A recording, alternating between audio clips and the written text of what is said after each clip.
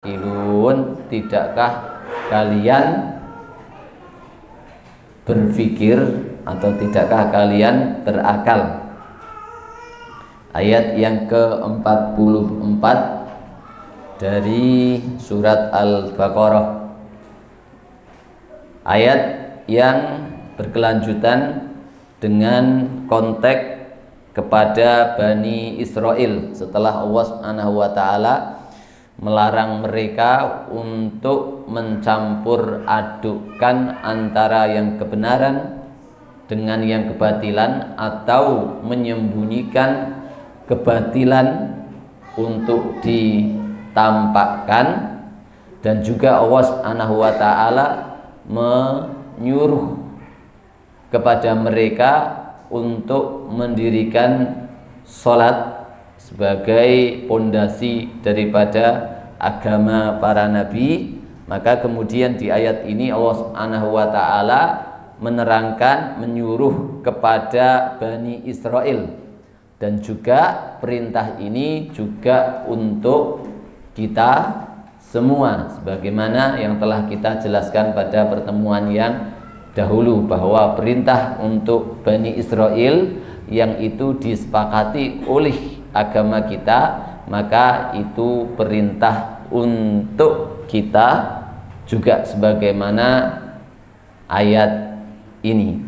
Begitu juga sebagaimana ada kaidah itu mengatakan al-ibratu bi umumil lafzi la bi khususis sabab.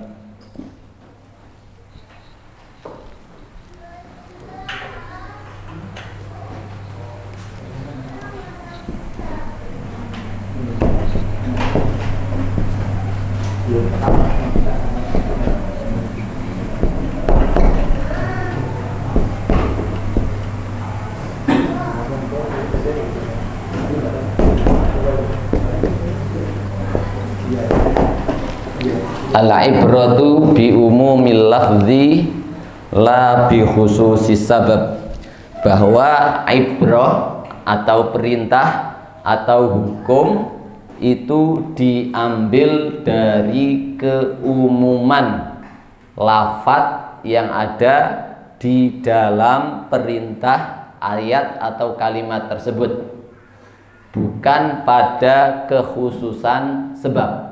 Contohnya misalnya ayat ini sebab turunnya adalah khusus kepada Bani Israel, yang kemudian memberikan peringatan dan taubih, penjelek-jelekan kepada Bani Israel, yang mereka ini menyuruh manusia kebaikan, tetapi mereka ini tidak melakukan kebaikan tersebut dan melupakan diri mereka. Akhirnya Allah menyindir dan menegur mereka, atamuruna nasa bil birri wa tansawna anfusakum wa antum tatlunal kitab. Dan yang membaca Alkitab adalah ahlul kitab, Yahudi dan Nasrani.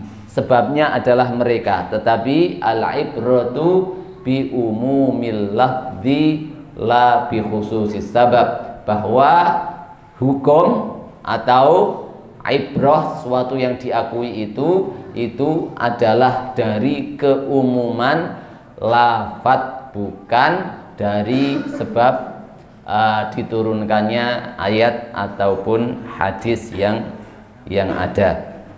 Maka ini juga perintah bagi kita, ini juga sindiran bagi kita kaum muslimin yang menyuruh seseorang tetapi tidak bisa melaksanakan perintah tersebut. Sebagaimana juga Allah Subhanahu wa taala menyindir orang-orang yang menyuruh dalam konteks adalah jihad tetapi mereka tidak jihad. Allah Subhanahu wa taala di dalam surat apa itu berfirman,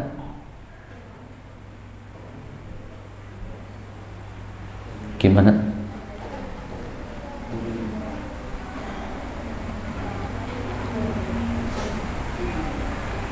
Ada yang ingat? Subhanallah.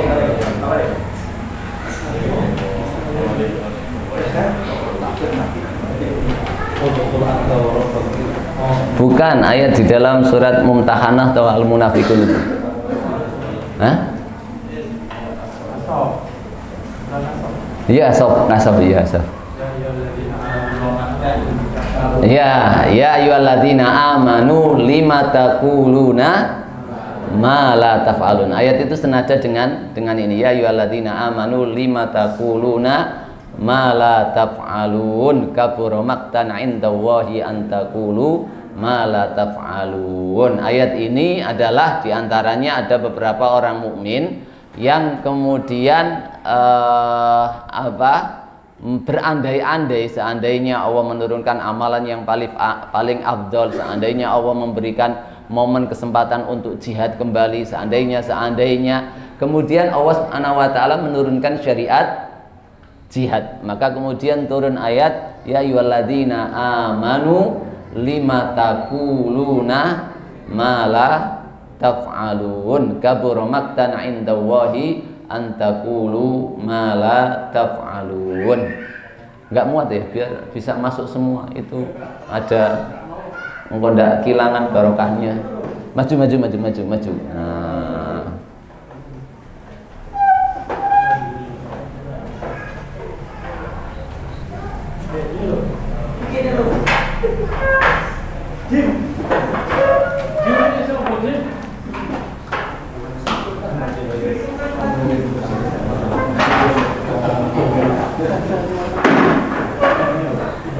Baik. Atamuruna nasa bil birri ay bil imani wal khairi wa tansawna anfusakum. Engkau perintahkan manusia dengan kebaikan. Kebaikan di situ adalah al iman wal khair wa tansawna anfusakum, dan kalian melupakan diri kalian ay tatrukunaha an amriha bidzalik, dan kalian meninggalkan tentang perintah kepadanya terhadap hal itu. Walhal, sementara keadaan kalian wa antum tatlunal kitab, sementara kalian kondisinya keadaan kalian faham terhadap kitab tersebut, membaca kitab tersebut, afala ta'qilun. Allah Subhanahu wa taala memakai kata-kata ta'qilun. Kalau diterjemahkan secara letterlek dan kasar, apakah kalian tidak berakal?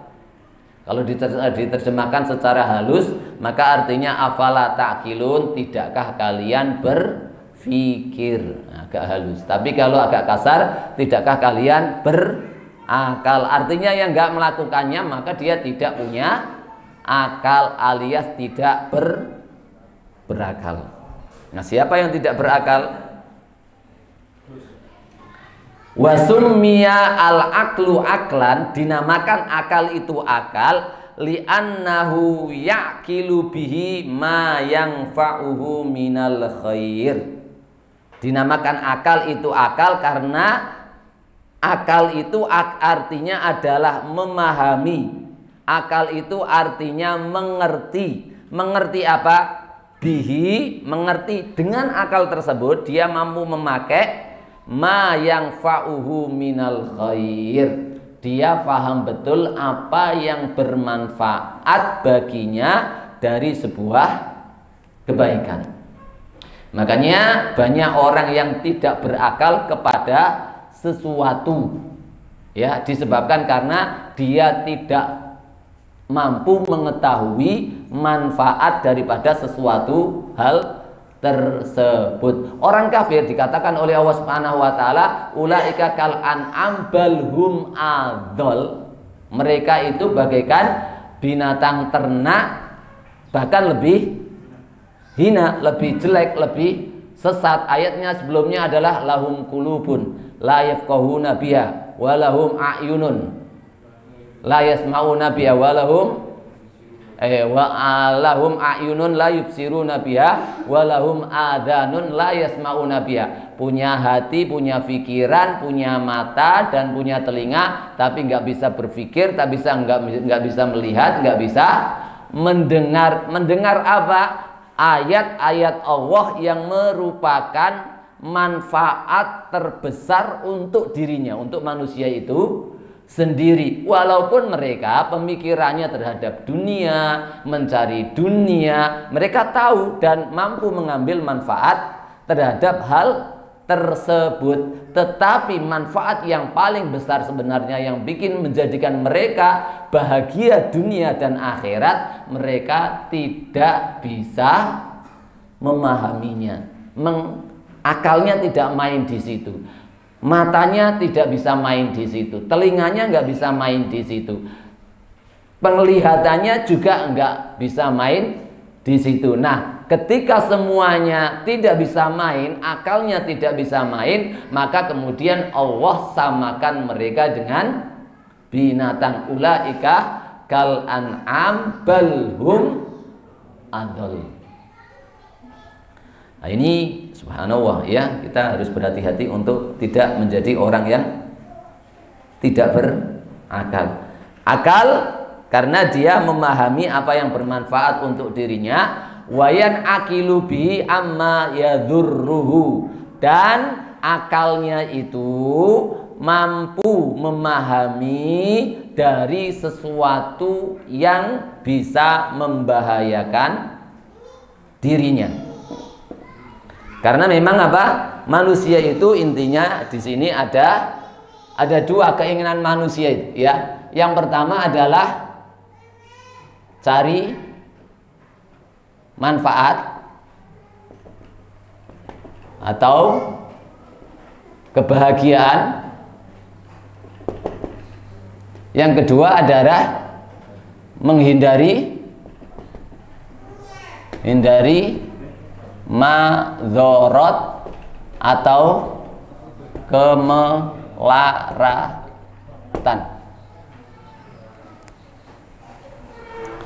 Menghindari madarat ataupun kemelaratan. Ini akal akan selalu berpikir ke sana. Bagaimana saya bisa nikmat, bagaimana saya bisa bahagia, dan bagaimana saya menghindari bahaya, ketidakenakan, serta kemelaratan. Manusia semuanya berpikir seperti itu. Karena ilmunya berbeda-beda tentang manfaat dan madarat, akhirnya semua orang juga berbeda-beda di dalam mendapatkan kebaikan dan keburukan. Anak kecil akan berpikir bahwa manfaat yang terbesar adalah main layang-layang, bukan pada uang, main kelereng, atau manfaat terbesar adalah pegang HP. Makanya sampai nggak mau mondok. Karena apa? Demi cintanya kepada HP yang menurut pikirannya pada saat itu yang paling bermanfaat adalah HP, yang paling nikmat adalah HP. Nah, inilah manusia. Kita juga sama. Ketika semakin kecil ilmu kita terhadap sesuatu yang paling bermanfaat, yaitu Al-Quran dan As-Sunnah, maka kita akan memandang bahwa manfaat itu bukan ada pada Al-Quran dan As-Sunnah.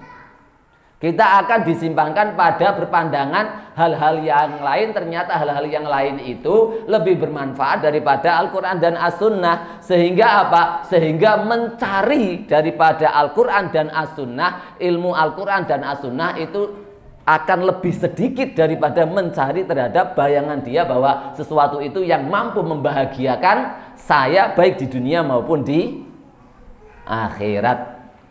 Nah, ini akal kita itu selalu terfitrahi akan hal tersebut, mencari kebahagiaan dan menghindari bahaya ataupun kemelaratan.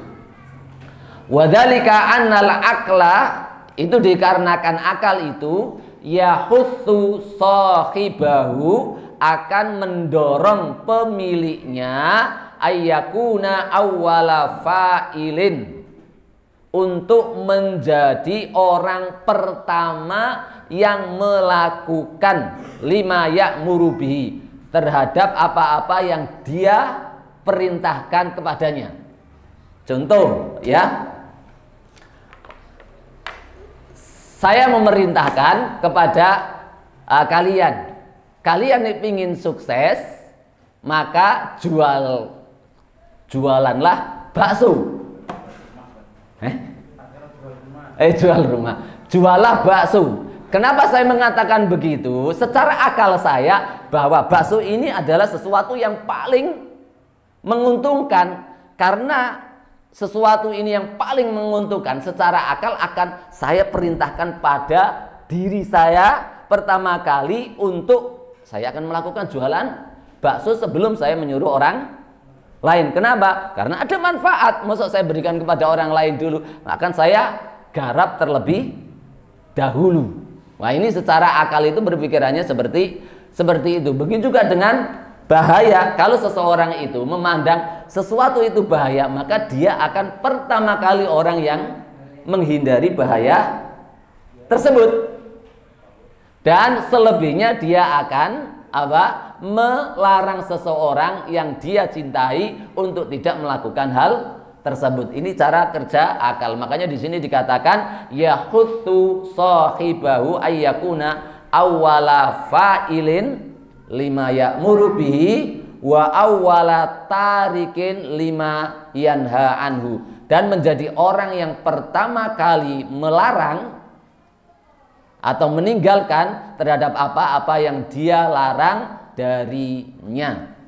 Faman amara ghairahu bil khairi walam yaf'alhu, maka siapa yang memerintahkan orang lain dengan kebaikan kemudian dia tidak mengerjakannya, au nahahu anisyar, atau dia melarang dari keburukan, falam yatrukhu, sementara dia tidak meninggalkannya, dalla ala adami aklihi, itu menunjukkan tidak adanya akal dalam dirinya. Yang ada apa? Otak. Sebagaimana kambing juga adanya otak, ketek juga adanya otak, bukan otak-otak ya. Kalau otak-otak enak. Nah, ini kalau nggak ada otak, adanya otak tetapi tidak berakal. Ala adami aklihi wa jahlihi, dan adanya kebodohan di dalam dirinya, khususan idza kana aliman bidzalik, apalagi dia kalau tahu hal tersebut. Tahu jualan bakso itu untungnya banyak, tapi dia nggak mau jualan bakso. Pilih apa? Pilih apa? Nah, jualan nasi goreng melarat. Masya Allah. Qad qamat alaihi hujjah, khususnya berkaitan dengan din ini ya. Khususnya berkaitan dengan din ini. Kita itu tadi ada dua sebab ya. Kita itu tidak semangat terhadap din ini ada dua hal. Ada dua hal. Yang pertama adalah disebabkan karena memang akal kita nggak nyambung, namanya tidak punya otak tadi, akal kita tidak nyambung. Yang kedua adalah jahlihi, atau kita memang tidak memahaminya dan merasakannya. Makanya kalau dalam ayat berikutnya itu ada penjelasan tentang sholat ya. Allah Subhanahu wa taala menjelaskan wasta'inu bisabri wassalah. Sholat menjadi peringan tetapi akan dirasa berat kecuali adalah orang-orang yang khosyi, Maka orang yang memahami sholat, maka dia akan berlari menuju sholat karena dia tahu manfaatnya sholat. Tapi kalau orang tidak memahami sholat, enaknya sholat, maka dia akan dikejar sholat, bahwa sholat itu merupakan beban yang sangat berat sekali. Wa innaha lakabiratun illa alal khosyin, dikarenakan ketidakfahamannya. Maka hindarilah dua hal tersebut, baik tidak berakal atau tidak memahami atau tidak berilmu. Wa hadhil ayat wa in kanat nazalat fi sababi Bani Israil, ayat ini walaupun turun sebabnya pada Bani Israel, fayya amatun likulli ahadin, tapi dia ini ayat yang umum yang ditujukan kepada siapa saja, Karena firman Allah Subhanahu wa taala, ya ayyuhalladzina amanu lima taquluna ma la taf'alun. Wahai orang-orang yang beriman, kenapa engkau mengatakan sesuatu apa yang tidak kalian kerjakan? Kabura maqtan indallahi an taqulu ma la taf'alun. Amat besar kebencian di sisi Allah Subhanahu wa taala kalau kalian mengatakan apa-apa yang tidak kalian ketahui. Saya dia paham ini ya? Taib. Yang kedua,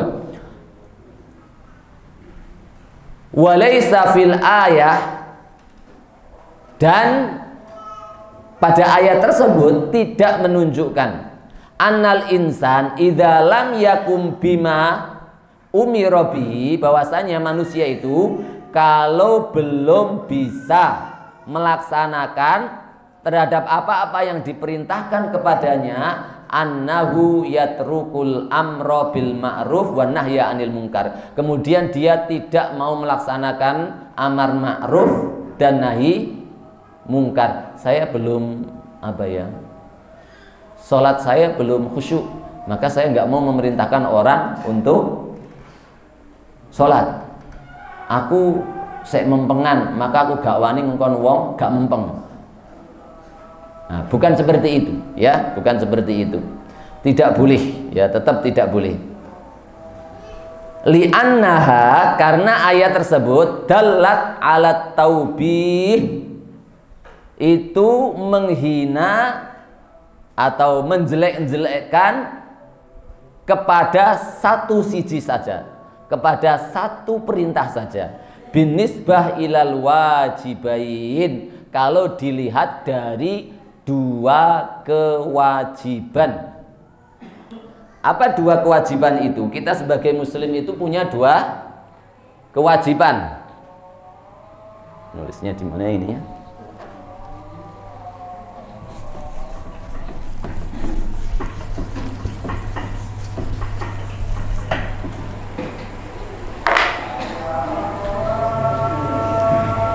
Yang pertama, kewajiban pertama adalah al-amru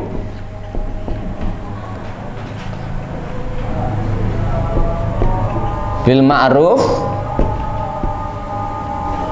wa nahyu 'anil mungkar. Ini seluruh ma'ruf dan seluruh kemungkaran. Ini kewajiban pertama. Kewajiban kedua adalah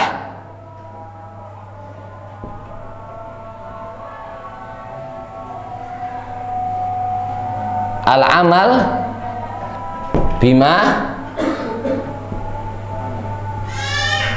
umiro, al-amal bima umirna.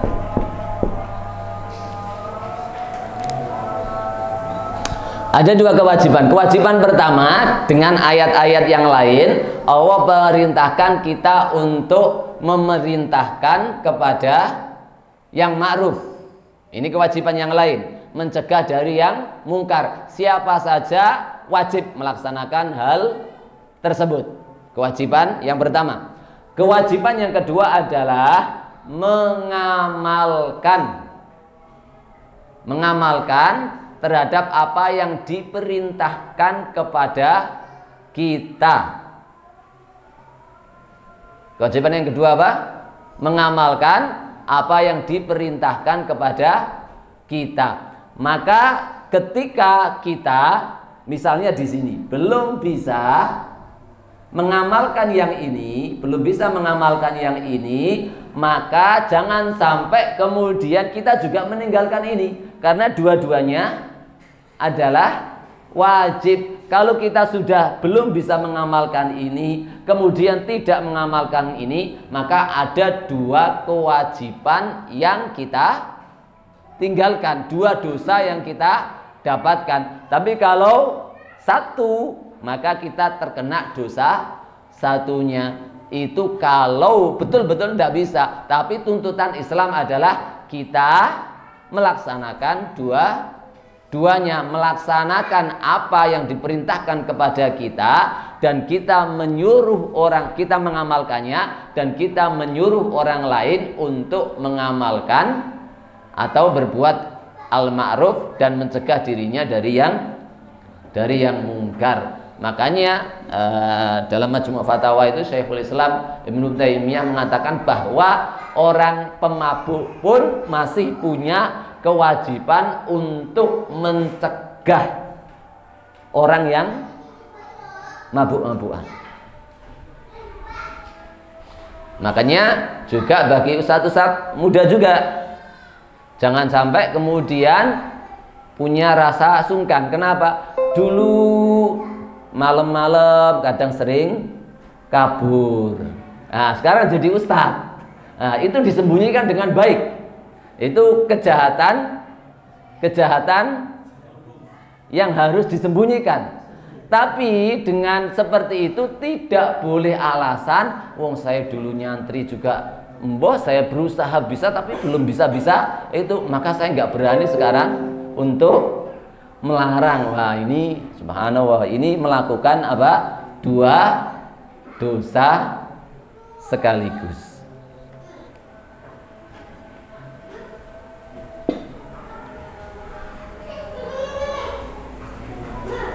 Mana tadi? Cilik tulisan aja.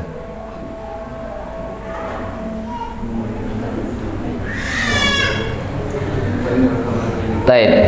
Li'annaha dalat ala taubih bin nisbah ilal wajibain. Wa illa faminal ma'lum, nek gak ngono faminal ma'lum, maka perlu diketahui anna bahwasanya alal insani, bahwa wajib pada manusia itu wajibain, melaksanakan dua kewajiban. Amru ghairihi wa nahyihi, memerintahkan yang lainnya dan melarang yang lainnya. Wa amru nafsihi wa nahyiha, dan memerintahkan dirinya juga dan melarang dirinya juga. Maksudnya memerintahkan yang lain berbuat baik, mencegah yang lain berbuat maksiat. Sama dia juga punya kewajiban yang kedua, memerintahkan dirinya yang baik dan mencegah dirinya dari yang buruk. Fatarku ahadihima, maka ketika seseorang itu meninggalkan salah satunya, layakunu rukhsatan, itu tidak menjadi alasan atau rukhsah fitarkil akhor, untuk meninggalkan yang lainnya. Sebagaimana banyak yang dilakukan oleh orang di sini, aku ini durung iso api, makanya nggak berani untuk memerintahkan yang baik. Ini jangan sampai terjadi. Fa innal kamala ayyakumal insan, karena yang sempurna itu adalah manusia itu melaksanakan bil wajibain, kedua kewajiban tersebut. Wa naqsul kamal ayat rukahuma, dan apa kekurangan dari kesempurnaan itu adalah meninggalkan salah satunya. Wa amma qiyamuhu bi ahadihima dunal akhar, adapun bisa melaksanakan satunya tanpa yang lain, falaisa fi rotbatil awal, bukan derajat yang pertama, wa dunal akhir, bukan yang kedua. Wa aidon fa innan nufusa, ini penting, ini yang paling perlu diperhatikan. Fa innan nufusa, jiwa itu, diri kita, majbulatun, itu terfitrohi. Untuk apa? Ala adamil ingkiyat, untuk tidak taat liman yukhalifu qauluhu fi'lahu, untuk pada siapa yang sering perkataannya itu menyelisihi perbuatannya. Apalagi ya para mu'alimah tapas itu subhanallah, anak kecil itu justru banyak melihat apa? Apa yang dilakukan ustadznya atau apa yang dikatakan ustadznya? Ya, lebih banyak melihat daripada mendengar. Begitu juga anak-anak kecil semuanya. Lebih banyak melihat daripada mendengar. Kalau misalnya ada orang tua yang kemudian merokok di depan anaknya, sambil dia mengatakan, nak jangan sampai ngerokok, ini sangat bahaya sekali ini. Kalau antum ngerokok, rontok paru-parumu. Dia tidak akan ngerokok di depan bapaknya, tapi bapaknya kalau pergi dia bergaya dengan gaya bapaknya. Karena apa? 20% perintahnya tadi masuk, tapi 80% perbuatannya bapaknya masuk ke dalam dirinya. Nanti juga sama, anaknya sama teman-temannya dia ngerokok enak sekali. Oh, sampai aja ngerokok kayak aku iki wong di luar batas. Ini anak-anak, dan subhanallah bukan anak-anak kecil saja ya, semua orang itu akan begitu. Ya kadang bisa jadi juga, dengan bisa tanya Caroni Cak Dimas. Misalnya saya ya ngomong ngetepuk ya, teori bisnis itu seperti ini melopok karena memang saya ini adalah motivator. Nah ketika saya masih ontelan, masih preketekan sepeda saya, maka orang akan susah sekali mendengar saya, walaupun saya tidak ada salahnya. Misalnya saya belum kaya, kemudian saya memotivasi orang cara-cara untuk kaya, walaupun yang saya sampaikan itu berdasarkan ilmu karena saya membaca buku dan yang lainnya, teori bagus sekali. Tapi kalau saya mobil gak punya, rumah yo bocor-bocor dan yang lainnya, ya dianggap biasalah. Tapi kalau orang gak iso ngomong salah toh, duitnya akeh. Ngomong tentang masalah uang ini, wah, masya Allah, di syuting, diliput di mana-mana. Walaupun prinsipnya salah. Coba antum mengikuti prinsipnya siapa itu? Bob Sadino itu. Kalau ngomong kayak cara gila ala Bob Sadino, agak masuk akal.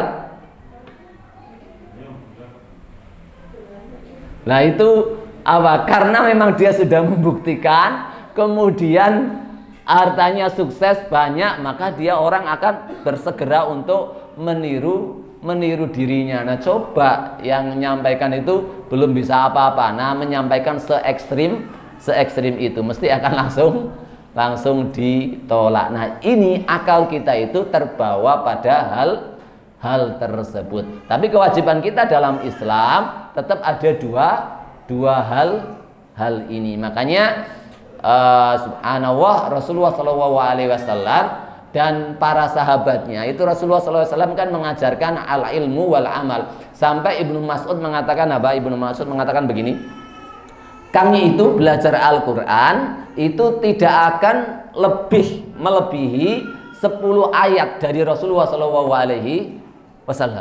Ya, kalau sudah 10 ayat, kita itu minta berhenti dulu sama Rasulullah SAW. Kenapa? Karena kami ingin mengamalkan ayat-ayat tersebut. Fata'alamna al-ilma wal amal ma'an. Maka kami, ya kondisi belajar kami itu belajar ilmu plus belajar amal.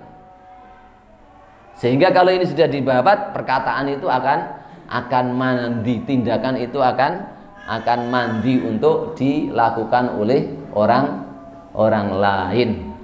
Ketika kita berbicara tentang perjuangan, pengorbanan, maka diri kitalah yang pertama kali untuk menjadi tumbalnya, untuk menjadi orang yang betul-betul mencontohkan di dalam perjuangan. Insya Allah segenerasi setelahnya akan meneruskan dan memahami hal tersebut. Makanya ada istilah damu syuhada, damu syahid, nurun wanar. Damu syahid, nurun wanar. Darahnya para syuhada itu adalah nur dan nar. Nur itu akan menjadi cahaya pelita yang akan menyinari jalannya generasi berikutnya. Beginilah jalan pengorbanan untuk Islam itu. Nar akan menjadi neraka dan azab bagi orang-orang kafir karena dia selalu berjihad di jalan Allah dan memerangi orang-orang kafir, dan orang-orang kafir menderita gara-gara peperangan melawan syahid ini, baik di dunia terlebih lagi nanti di akhirat. Maka pondasi ini betul-betul harus kita miliki ketika kita ingin melahirkan generasi-generasi yang tangguh. Maka kita juga harus tangguh. Masing-masing kita semuanya punya kewajiban, punya amanah. Maka jadilah tangguh di situ, jadilah militan, jangan sampai meletan, ya. Karena memang terbilang bahwasannya al-iman ini baru mempondasi, ya, yang bagian diamanahi oleh Allah, pikirannya diamanahi, ilmu, banyak ilmunya, digejot terus ilmunya, dimaksimalkan ilmunya. Kalau belum bisa keluar negeri, sekarang wasilah YouTube sudah banyak sekali, ya, yang diamanahi Allah Subhanahu wa taala di dalam bisnis, usaha, entrepreneur, silahkan dikejot, karena nanti di belakang kita itu akan ada generasi-generasi yang menjadikan kita itu sebagai barometer ukuran dan jalan mereka. Nah, ini betul-betul kita yang memulai ini harus memperkuat pondasi betul yang ada di dalam diri kita ini, sehingga kita meninggalkan amal soleh yang luar biasa sekali, yang akan terus menjadi amal jariah kita. Karena dakwah yang kita bangun ini, ya, kita nggak tahu sampai hari kiamat, mungkin insya Allah nanti akan ada yang meneruskannya, dan itu pahalanya semuanya terkirim pada kita kalau kita betul-betul untuk Allah Subhanahu wa taala, untuk Islam, dan meniti jalannya Rasulullah SAW dan para sahabatnya.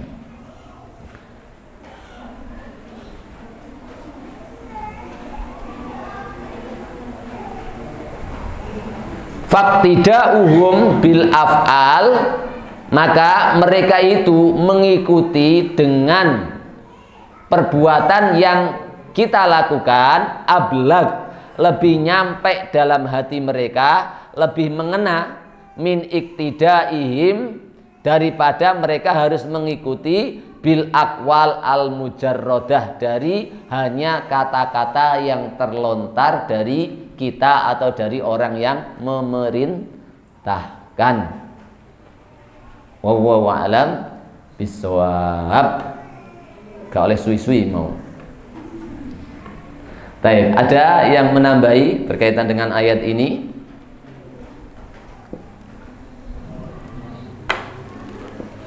Kami persilahkan.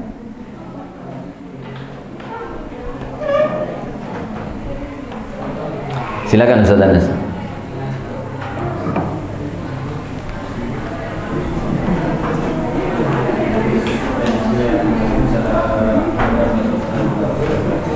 Waalaikumsalam warahmatullahi wabarakatuh. Kalau kita, ya, saya pribadi ketika mendengar ayat ini itu kebetulan sendiri. Ya, kebetulan sendiri, aku sendiri, dan ini juga yang ditakutkan oleh para ulama dengan doa. Ada 3 ayat yang ayat ini senada dengan ini. Itu ada Amrun dan Sadul Birri, kemudian Surah As-Saff, dan ada yang di Surah Hud. Sampai-sampai ada ulama itu dia agak benci kalau melihatnya ayat ini, khawatir ayat ini mengingat. Allah SWT. Namun dari pemaparan yang tadi, saya hanya ingin meringkas menjadi sebuah ringkasan bahwasanya ilmu itu mempunyai konsekuensi. Ilmu mempunyai konsekuensi. Konsekuensi yang pertama adalah ilmu itu diamalkan, konsekuensi kedua adalah ilmu itu didakwahkan. Kemudian orang yang punya ilmu ini ada 3 jenis. Ada 3 jenis orang yang mempunyai ilmu, sebagaimana yang dijelaskan di berbagai banyak literatur. Ya, ada 3 jenis. Yang pertama adalah orang yang punya ilmu, dengan ilmu itu dia mengamalkan, kemudian mendakwahkan. Ini yang pertama, dan semoga kita semuanya di sini termasuk dari kategori yang pertama ini. Allahumma amin. adalah orang yang punya ilmu, dia menyampaikan tapi tidak mau mengamalkan. Bagaimana yang dikatakan sahabat tadi, al-amalu bima umila, mengamalkan mendakwahkan namun tidak mau mengamalkannya. Dan ini a'udzubillah, semoga kita tidak termasuk daripada hal ini, karena kita semua sudah paham tentang ayat-ayat atau hadis-hadis, ya, kemudian riwayat-riwayat tentang dasarnya menyampaikan sebuah ilmu, kemudian ilmu itu tidak kita amalkan. Kemudian yang ketiga, dan ini yang lebih bahaya daripada yang kedua, orang yang punya ilmu gak mau mengamalkan, gak mau mendakwahkan, dan ini yang paling bahaya. Bagaimana disampaikan seorang ulama Syarifah namanya, sesuatu yang paling malurat, sesuatu yang paling malurat daripada orang orang yang punya ilmu kemudian dia mendakwakan dan tidak mengamalkan, itu lebih ringan daripada orang yang punya ilmu kemudian dengan ilmu itu dia tidak mau mengamalkan ilmunya plus gak mau mendakwakan. Maka oleh sebab itu Allah menurunkan ada sebuah kisah, Allah menurunkan sebuah azab, ya, azab ini diturunkan kepada orang yang punya ilmu, terlebih dahulu diletakkan pada orang yang punya ilmu yang dengan ilmunya tidak mau mengamalkan dan mendakwakan. Ini ada sebuah kisah yang insya Allah masuk dan kita insya Allah sudah paham tentang kisah tersebut. Dan di sini ada catatan para ulama untuk yang ketiga, yaitu orang yang punya ilmu nggak mau mengamalkan, nggak mau mendapatkan. Ini ada catatan, yaitu jika ada seorang alim atau orang yang berilmu kemudian tidak mau mengamalkan ilmunya, tidak mau mendakwakan ilmunya, maka ada konsekuensi dia harus mengamalkan dulu. Sebagaimana atau bahasa yang lebih mudah, yaitu momentum amalan untuk tidak mendakwah. Bukan berarti tidak mau mengamalkan, tidak mau mendakwakan, namun momentum amalan, momentum dakwah demi untuk mengamalkan. Dan ini sebagaimana dilakukan oleh Imam Ahmad bin Hanbal. Suatu ketika Imam Ahmad bin Hanbal diminta untuk khutbah Jumat. Imam Ahmad bin Hanbal diminta untuk khutbah Jumat. Lah ketika disuruh khutbah Jumat ini, Imam Ahmad bin Hanbal dikasih tema untuk perlihat tentang infak. Dan pada waktu itu Imam Ahmad bin Hanbal nggak punya uang untuk infak. Dia diminta oleh takmir untuk menyampaikan itu dan selalu menolak. Sampai takmirnya itu mengatakan, wahai Imam, engkau punya ilmu, kau gak mau ngamalkan, kau gak dosa. Imam Ahmad bin Hanbal diam saja, diam saja. Ya, khawatirnya masuk dalam kategori yang kedua tadi. Sehingga bila momentum diri, bukannya tidak mau, namun dia menahan diri supaya mau mengamalkan dulu sebelum nanti menyampaikan. Sehingga sampai beberapa minggu ketika hari Jumat ditindas kayak demikian, ya, di akhir bulan terakhir itu qadarullah beliau ketika diminta kedua kalinya untuk menyampaikan tentang infak, baru ya beliau menerima.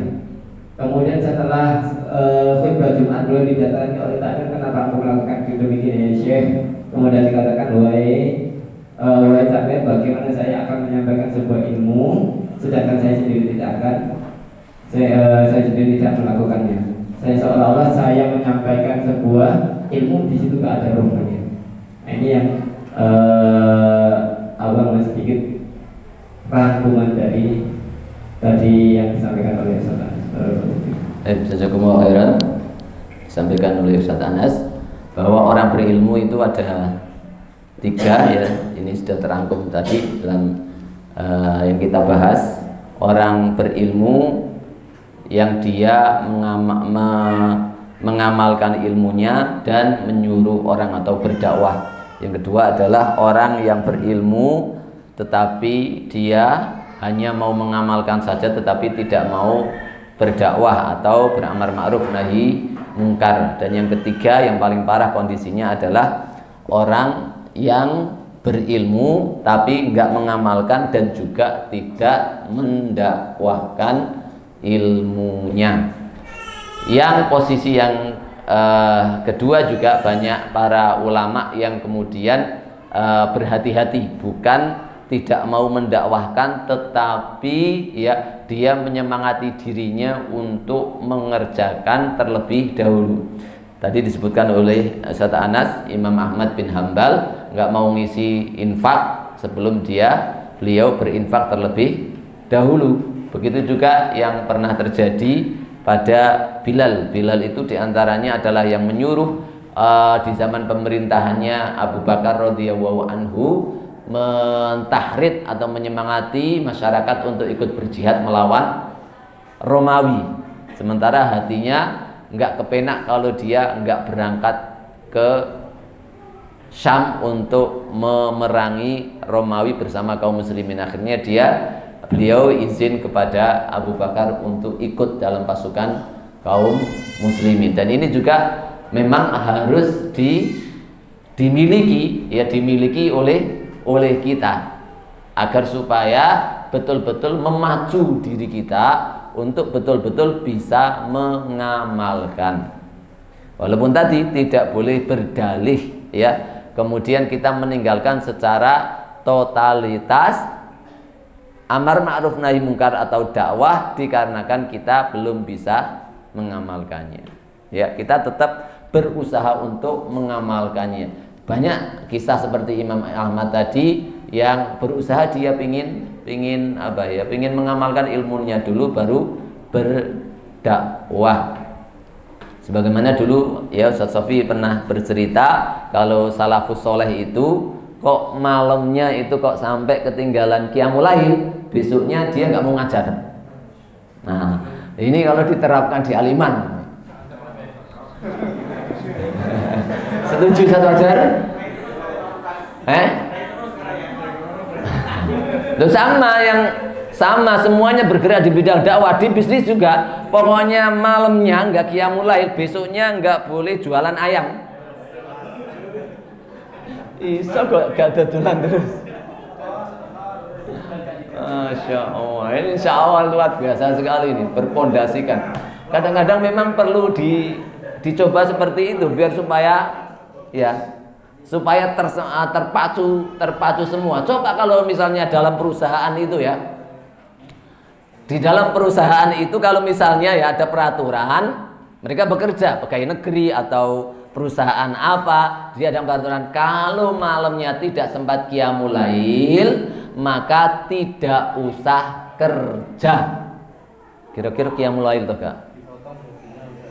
Insya Allah walaupun 2 rakaat sama witir. Kalau kepala yayasan mengeluarkan kebijakan itu, yang para mu'alim mu'alimah, muhafidh muhafidhat itu malamnya enggak qiyamul lail, besoknya enggak boleh ngajar.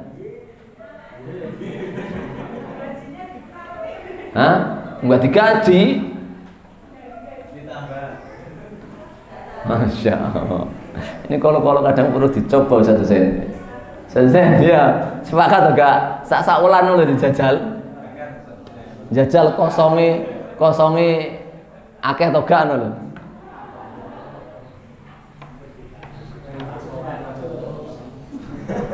Anak soleh kan. Tapi jangan sampai nanti karena takut nggak ngajar dilihat itu kok gak qiyamul lail terus akhirnya qiyamul lailnya gara-gara. Masya Allah, ini tarbiyah ya, tarbiyah kepada diri kita, teguran dari salafus soleh kepada diri kita untuk terus memacu ilmu. Sampai subhanallah ada namanya sahabat yang siapa? Abu Muslim Al-Khawlani. Abu Muslim Al-Khawlani ini sahabat yang memiliki karomah sebagaimana mukjizatnya Nabi Ibrahim alaihissalam. Beliau ketika di Yaman ditangkap Raja Yaman dan dilemparkan ke dalam api yang sangat besar sekali, tapi ya api itu sama sekali tidak membakar dirinya. Ya, keluar dari api ya biasa kayak Nabi Ibrahim keluar dari api tersebut. Akhirnya dia dibebaskan dan seluruh teman-temannya sahabatnya dibebaskan sampai kota Madinah. Itu keningnya dicium oleh Umar ibn Khattab radhiyallahu anhu. Dikarenakan memiliki mukjizat seperti mukjizatnya Nabi Ibrahim, memiliki karomah seperti mukjizatnya Nabi Ibrahim alaihissalam. Itu subhanallah, dalam qiyamul lail itu saking semangatnya itu ya, sahabat Abu Muslim Al-Khawlani ini kan jarang bertemu dengan Rasulullah SAW. Paling kalau safar, haji, kemudian balik lagi ke Yaman. Nah itu kalau qiyamul lail itu sampai nyancang awai, ngantuk. Kalau ngantuk itu nyancang awai di tiang masjid atau di tiang rumahnya itu. Sampai seperti itu semangat qiyamul lailnya. Nah ketika sudah pol-polan ngantuk, itu terus dia apa? Gepui kakinya, gepui badannya, ngapain ini? Sambil mengatakan ayah sabu ashaba Muhammadin ayyasbikuna. Ayah sabu ashaba Muhammadin ayyasbikuna. Apakah sahabat-sahabat Nabi yang ada di kota Madinah itu akan mendahului kami, akan lebih hebat daripada kami? Tidak mungkin saya kalah. Nah, sampai satu. Abu Muslim Al-Khawlani, masya Allah. Nah, hal iman insya Allah gitu semua kalau malam hari ya. Nyancang awake dhewe. Makanya sampai apa? Allah merahmati suami, Allah merahmati istri yang mau goyang bojone sing gak tangi ya. Dipercikan air. Kalau bahasanya Ustaz Anas Sohir kan ambil gayung ya Pak Nanang, kalau sudah kok di atas gak bangun-bangun, bawa ember goyang tekan jowo. Insya Allah dapat doanya malaikat. Saking memang pondasi betul ya. Dan itu pembahasan kita setelahnya, sholat itu subhanallah pondasi betul bagi kita. Jazakumullah khairan Ustaz Anas. Yang lainnya? Ya Ustaz, tafadhol Ustaz Agus. Bismillah. Saya ingat ini perkataannya Ustaz Sofi Mu'alim ketika ada lafaz al-birri itu bermakna dua, maknanya adalah bir dan takwa. Apabila disebutkan satu maka bermakna dua. Al-bir itu bermakna yang disebutkan tadi, mencegah dari yang mungkar dan memerintahkan kepada yang takwa. Juga disebutkan di surat yang lain, wa ta'awanu 'alal birri wa taqwa.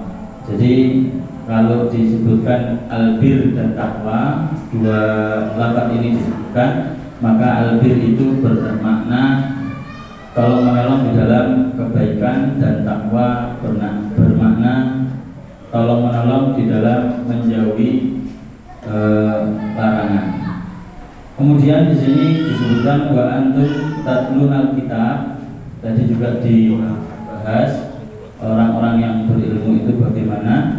Cuman di sini kami memurojaah kembali bagaimana tipikal orang yang dia itu diberikan kitab oleh Allah Subhanahu wa taala. Itu ada tiga juga, ada di surat Fatir ayat ke-32.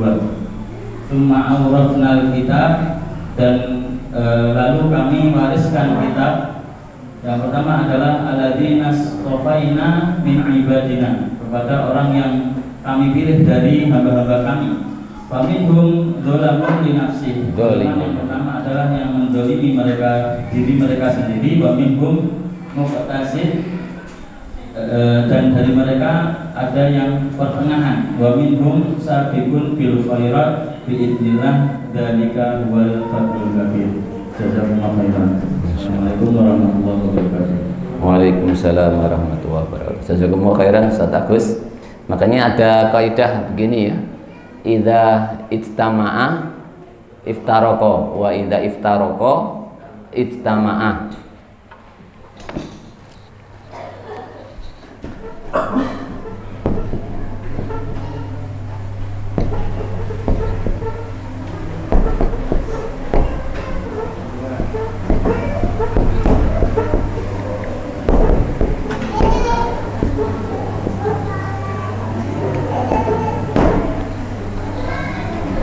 idza ijtama'a iftaroko, kalau kumpul maka pisah. Tapi kalau pisah maka dia akan kumpul. Kalau kumpul pisah, kalau pisah kumpul. Maksudnya bagaimana? Contohnya kayak kalimat albir tadi. Albir dan at-taqwa. Kalau dalam satu konteks kalimat disebutkan dua-duanya kan berkumpul dalam satu konteks kalimat, maka maknanya iftaroko, sendiri-sendiri. Albir itu sendiri, ta'awun alal birri, kemudian takwa itu sendiri, iftaroko. Tapi kalau wa idza iftaroko, kalau berpisah, enggak disebutkan dalam satu ayat, masing-masing disebutkan dengan konteks yang lain, tapi satu ayat itu hanya menyebutkan satu kalimat saja albir, maka dua-duanya masuk, ya, dua-duanya masuk makna ta'awun alal birri wa taqwa tadi, dua-duanya masuk di dalam kalimat albirri. Nah, ini kaidah idza ijtama'a iftaraka wa idza iftaraka istama'a. Begitu juga dengan kalimat iman, Islam, kemudian ihsan. Itu kalau dalam satu hadis, bagaimana di hadis Umar ibnul Khattab itu kan disebutkan mal Islam, mal iman, mal ihsan. Berarti maknanya pisah-pisah karena satu konteks hadis disebutkan semuanya. Berarti kan berkumpul dalam satu konteks hadis, maka maknanya sendiri-sendiri. Islam punya makna sendiri, iman punya makna sendiri, ihsan punya makna sendiri. Tapi kalau disebutkan al-yauma akmaltu lakum dinakum, disebutkan din, maka terkumpul semuanya di dalamnya. Atau misalnya disebutkan hanya Islam toh, maka semua iman, ihsan juga masuk di dalam makna Islam tersebut. Ini yang pertama, faedah yang disebutkan oleh Ustadz Agus. Dan yang kedua, dan orang yang mensikapi kitab juga ada tiga, Ustadz, ya.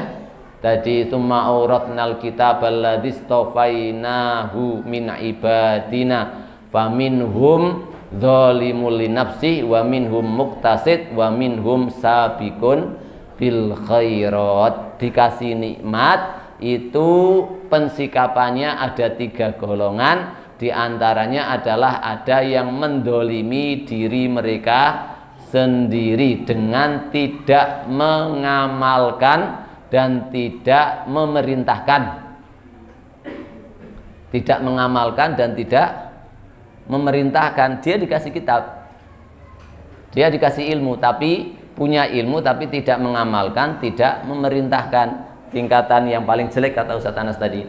Yang kedua adalah muqtasid, yaitu pertengahan, ya. Pertengahan itu ya memerintahkan,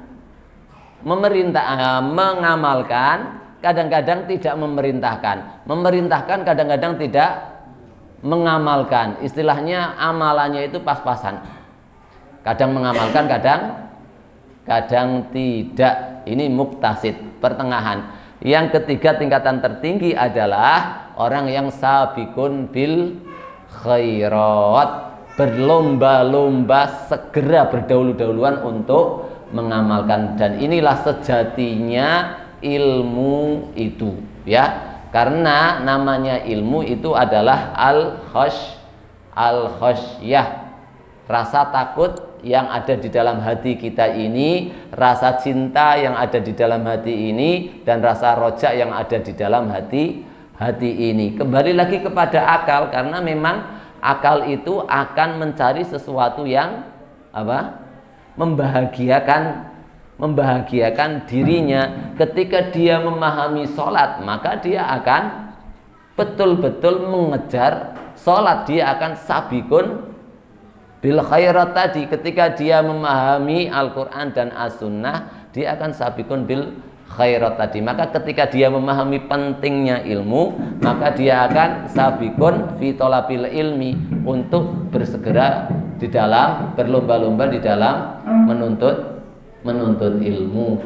Nah, ini pendukung ayat yang disebutkan oleh Ustadz Agus. Barakallahu fikum, jazakumullah khairan Ustadz Agus.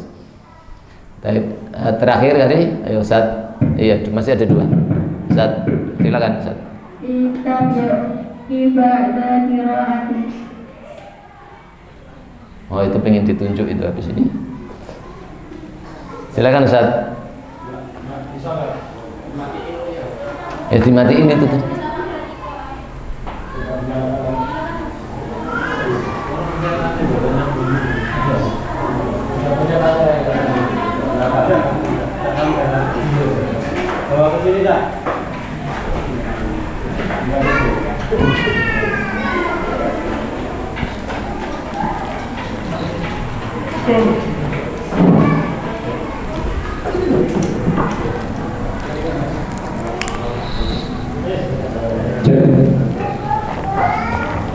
Bismillahirrahmanirrahim.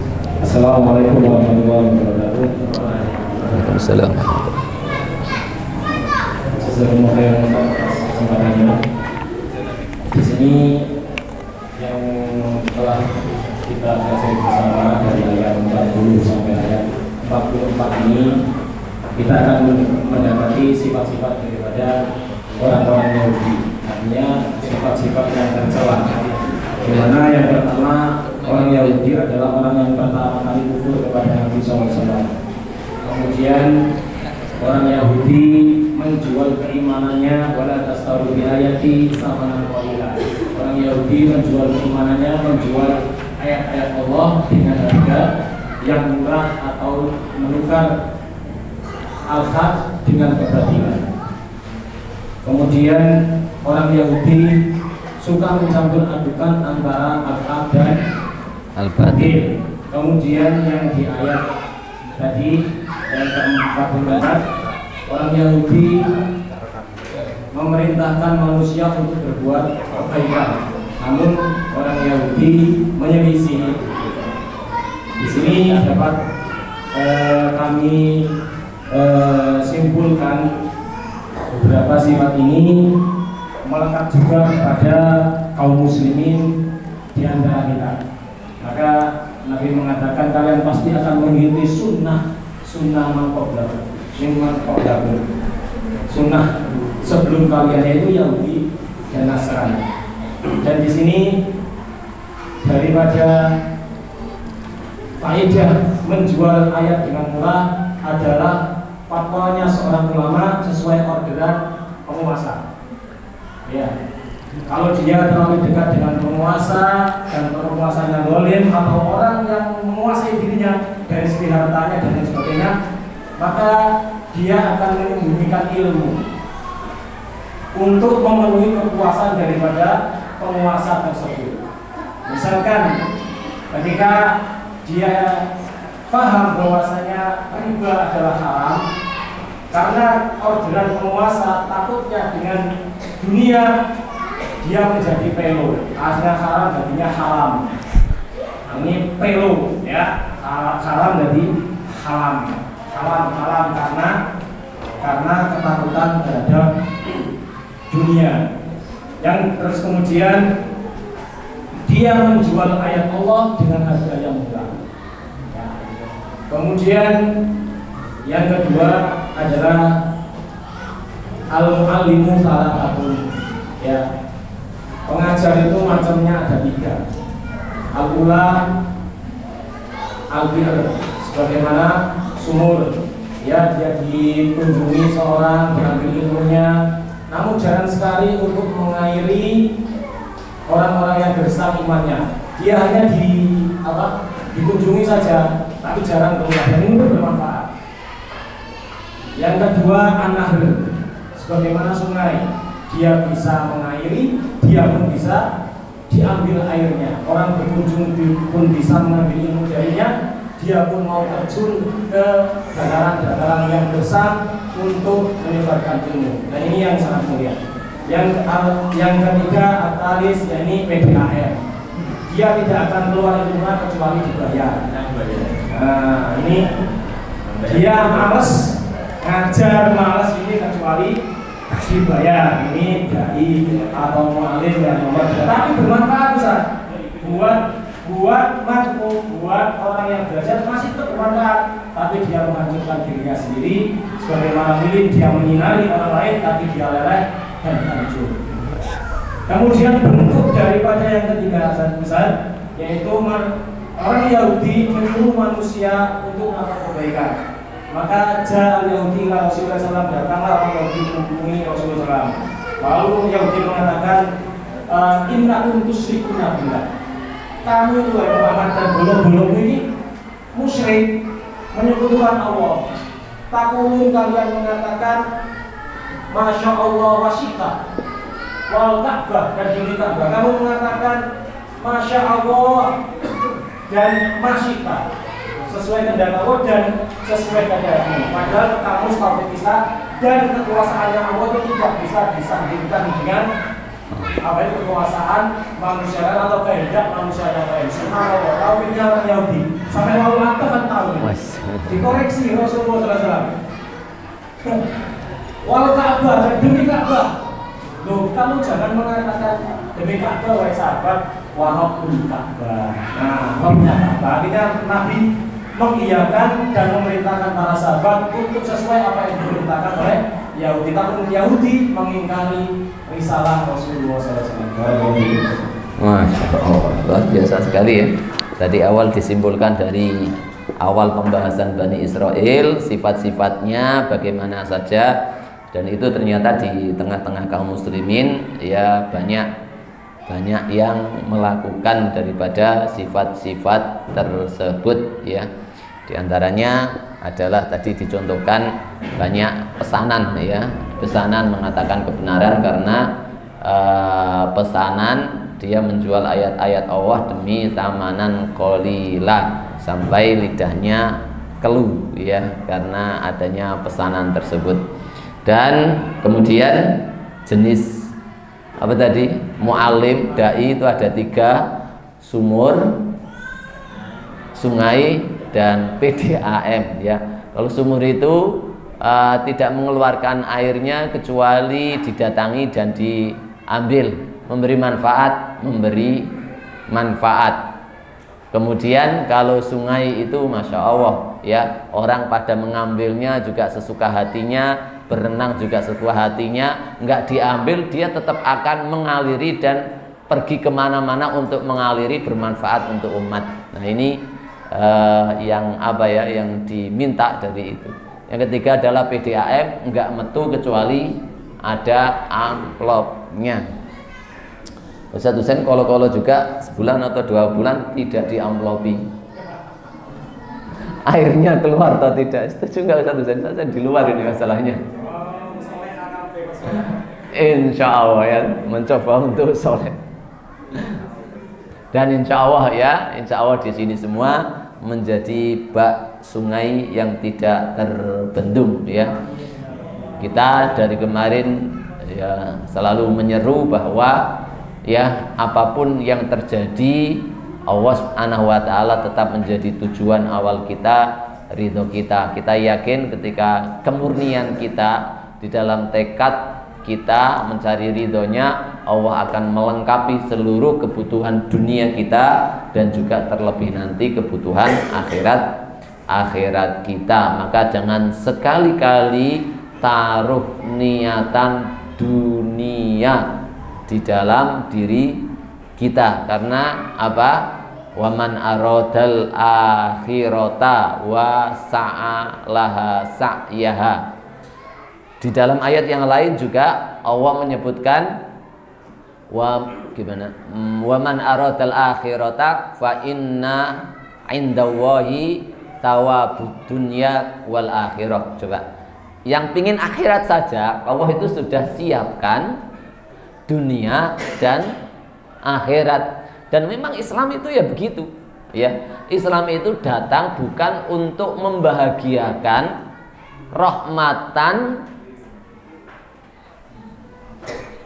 di surga, bukan. Surga sudah ada rahmat dan kenikmatannya sendiri. Islam itu untuk apa? Kesuksesan, rahmat, kasih sayang kita ini di dunia. Secara otomatis nek kita ingin sukses bahagia, pakailah Islam. Islam, termasuk diantaranya adalah niatan tadi, buang jauh-jauh niatan dunia itu. Allah akan kasih kita dunia akhirat. Makanya ada sampai kata para ulama itu ayat penghancur cita-cita dunia.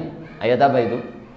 Pokoknya yang punya cita-cita dunia berhadapan dengan ayat ini. Kalau di hatinya ada cita-cita dunia berhadapan dengan ayat ini. Apa itu? Tilkad darul akhirah naj'aluha lilladzina la yuriduna uluwan fil ardi wala fasada wal aqibatu lil muttaqin. Kata Fudail bin Iyad, ayat ini adalah penghancur seluruh cita-cita dunia manusia. Kenapa? Karena Allah tidak mungkin menjadikan negeri akhirat untuk orang-orang yang macam begini. Tilkad darul akhirah itu adalah negeri akhirat, naj'aluha, yang kami jadikan untuk orang-orang yang la yuriduna uluwan fil ardi wala fasada, punya keinginan dunia itu agar dapat keuntungan, agar dapat pujian, agar dapat hasil. Akhirat itu tidak dijadikan oleh Allah untuk orang-orang yang macam begini. Naj'aluha lilladzina la yuriduna uluwan fil ardi wala fasada wal aqibatu lil muttaqin. Maka kata beliau, disinilah jatuh cita-cita seorang mukmin untuk mendapatkan dunia. Tinggal pilih ya, mau cita-cita akhirat atau dunia. Karena di dalam masalah niat Allah hanya memberikan toleransi akhirat saja. Ketika orang mukmin cita-citanya akhirat, Allah beri dunia dan akhirat. Karena sistem Islam itu sendiri sudah menjadikan kita sukses dunia dan akhirat. Dan jangan sampai dipahami kayak orang-orang awam sampai membedakan yo duniane barang, yo akhirate barang. Ini karena memang kedangkalan memahami tentang Islam, sehingga kadang-kadang terlontar dari mereka, nak kerja yang keras tapi jangan lupa sholat, malah sholatnya di nomor 2 kan. Padahal sholat itu mengajarkan untuk berhubungan dengan Allah. Nanti akibatnya keluar itu inna sholata tanha anil fahsya'i wal mungkar, untuk melakukan kebaikan di luar sholat. Karena memang tidak ada yang bertentangan antara Islam dan dunia itu. Maka Allah berfirman kepada Rasulullah, wa ma arsalnaka illa rahmatan lil alamin, dan tidaklah aku mengutusmu wahai Muhammad kecuali untuk rahmatan lil alamin. Barakallahu fikum, jazakumullahu khairan katsiran. Ustaz Sohib terakhir. Ini Ustaz. Bismillahirrahmanirrahim. Bahwa ilmu itu tidak bisa berdiri sendiri, dia butuh amal. Sebagaimana ikan tidak bisa hidup kecuali dengan air. Dalam ayat ini atamuruna an-nasa bil birri, ya, mengapa mereka menyuruh manusia bil birri? Di situ disebutkan bil iman wal khair, artinya dengan iman, ilmu dan amal soleh. Ketika seorang menyuruh kepada orang lain dengan ilmu saja, tidak dicontohkan dengan amal, ya, maka akan berbahaya pada dirinya. Ilmu saja tidak akan bisa memberi manfaat, ya, karena Allah sendiri mengatakan kepada Nabi kita Muhammad SAW bahwa orang-orang Quraisy dulu itu ya berilmu, ya, paham, ngerti betul, tetapi ilmu mereka itu ya tidak bermanfaat kepada diri mereka sendiri. Allah Subhanahu wa taala mengatakan, "Qul may yarzuqukum minas sama'i wal ard, amman yamliku sam'a wal absar wa may yukhrijul hayya minal mayyiti wa yukhrijul mayyita minal hayy wa may yudabbirul amra fa sayaqulunallah faqul afala tattaqun. Intinya adalah ilmu itu kalau tidak membuahkan ketakwaan, amal soleh, maka semuanya tidak akan pernah bermanfaat, justru akan membahayakan dirinya. Maka di ayat itu dikatakan faqul afala tattaqun. Yang demikian itu hendaknya bisa menumbuhkan kamu, bisa memberi ketakwaan kamu kepada Allah Subhanahu wa ta'ala. Kemudian yang kedua, ada ulama yang mempermisalkan bahwa ilmu dan amal itu sebagaimana air. Ilmu itu sebagaimana air. Kalau air itu tergenang saja tidak mengalir, ya lama-kelamaan dia akan keruh. Artinya kalau ilmu nggak menghasilkan amal, ya ilmu tidak ada manfaatnya sama sekali pada dirinya. Ya, walaupun diajarkan Ustaz. Artinya ketika dia di satu tempat, ya dia nggak mengalir, dia lama-kelamaan akan keruh, berbahaya pada dirinya sendiri. Beda dengan dipermisalkan ulama itu beda dengan air yang mengalir.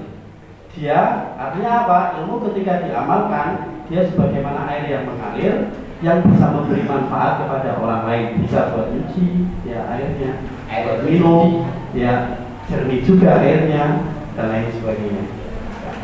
Maka ini juga peringatan bagi kita semuanya bahwa Masya Allah, amal dengan ilmu itu harus kita perhatikan pribadi kita masing-masing, karena ngeri apa yang disampaikan Rasulullah SAW, ya, bahwa setelah akan didatangkan seorang fayuqofinar fatanzaliku akharu batni fayaqulu biya kama yaqulu timar fayastami'u alaihi ahlunnar fayaqulu ya fulan malaka alam takun ta'mur bil ma'ruf wa tanha 'anil munkar kuntu amur bil ma'ruf wa la ati wa ana 'anil munkar wa ati. Kita harus percaya apa yang disampaikan Rasulullah SAW, karena itu adalah syahadat kita yang kedua, ya, atas diku bima akbar. Harus percaya 100%, ya, bahwa kelak itu nanti di akhirat akan didatangkan seorang yang akan dilempar ke neraka, sampai kemudian ahli neraka itu loh ya yang disiksa itu sampai sempat-sempatnya datang mendatangi seorang yang dilempar ini, kemudian mengatakan ada apa dengan kamu wahai fulan? Dulu kamu di dunia kan Masya Allah berilmu, kemudian sering berdakwah, kemudian sering amal ma'ruf dan nahi mungkar, tapi kenapa tempat kamu di sini? Ternyata dijawab, ya dulu di dunia saya seperti itu, menyuruh kepada ma'ruf, tapi saya tidak melakukannya, dan melarang kepada yang mungkar, tetapi saya melakukannya di belakang. Maka saya juga teringat sabda Rasulullah SAW kepada sahabat Nabi yang bernama Tauban, ya, ternyata kebaikan seseorang itu kelak di akhirat itu dihapus semuanya gara-gara dia masih suka melakukan maksiat, masih suka, ya, dia mengilmui tapi di belakang itu dia melanggar. Artinya tidak ada seorang pun yang melihatnya dia melanggar, dia berbuat maksiat, maka semua kebaikannya itu kemudian dihapus semua oleh Allah Subhanahu wa ta'ala. Demikian, ya, mungkin itu yang bisa tambahan yang bisa saya sampaikan. Assalamualaikum warahmatullahi wabarakatuh. Waalaikumsalam.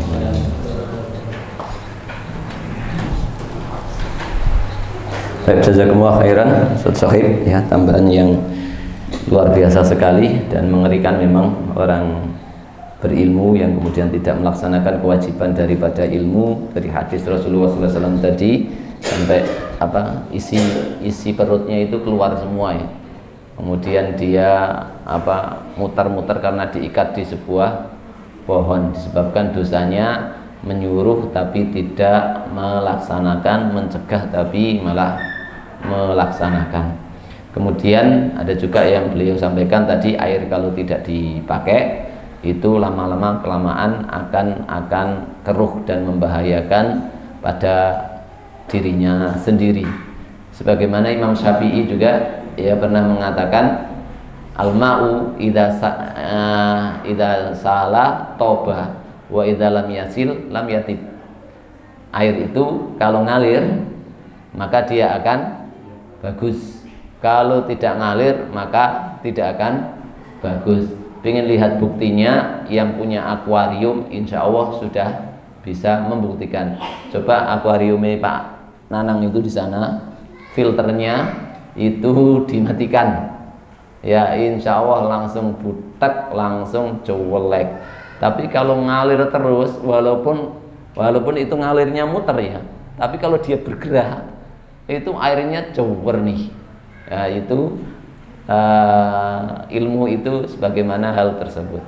Kemudian yang terakhir tadi ya, agar kita supaya mencari ilmu yang bermanfaat, bukan sekedar ilmu tapi ilmu yang bermanfaat. Maka juga diantara doa kita di dalam thalabul ilmi, dan jangan sampai ketinggalan ya, yang sering kita dengar doa-doa itu adalah Allahumma anfa'na bima 'allamtana. Ya Allah, berilah kami atau manfaatkanlah, berilah kami manfaat terhadap apa yang telah saya ketahui. Jadi ilmu itu memang memberikan manfaat, kebaikan bagi diri saya. Allahumma anfa'na bima 'allamtana wa 'allimna ma yanfa'una, dan ajari kami sesuatu yang ilmu yang bermanfaat. Wazidna ilman, dan tambahlah kami ilmu yang bermanfaat terus. Artinya ini kehidupan seorang mukmin, ilmu manfaat untuk dirinya, ilmu manfaat dan minta tambah terus kehidupannya sampai betul-betul karena banyak manfaat maka dia orang yang paling sukses dan paling berbahagia di dunia dan juga terlebih nanti di akhirat. Mudah-mudahan Allah Subhanahu wa taala memberikan ilmu yang bermanfaat dan amal soleh kepada kita, sehingga Allah Subhanahu wa taala berkenan memberikan keridhaannya kepada kita semua. Amin ya rabbal alamin. Subhanaka Allahumma wa bihamdik, asyhadu an la ilaha illa anta, astaghfiruka wa atubu ilaik. Wassalamualaikum warahmatullahi wabarakatuh.